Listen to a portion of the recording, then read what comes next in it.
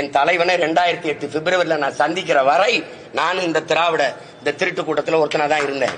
சந்திச்ச பிறகுதான் தமிழன்னா யாரு, தமிழ் தேசியம்னா என்ன, தமிழனுக்கு தேவையான அரசியல்னா என்ன அப்படின்னு வந்த பிறகுதான் இந்த அரசியலை கட்டமைக்கிறது. இதைத்தான் என் அண்ணன், என் தலைவன் என்னிடத்திலே சொன்னார்.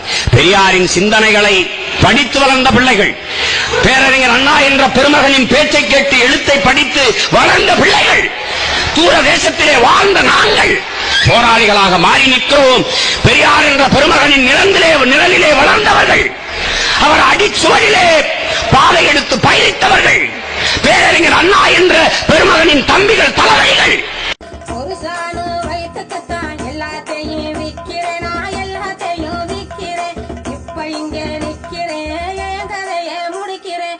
ஒரு சாணு வயிற்றுக்குத்தான் எல்லாத்தையும் விக்கிறேன், நான் எல்லாத்தையும் விக்கிறேன், இப்ப இங்க நிக்கிறேன்.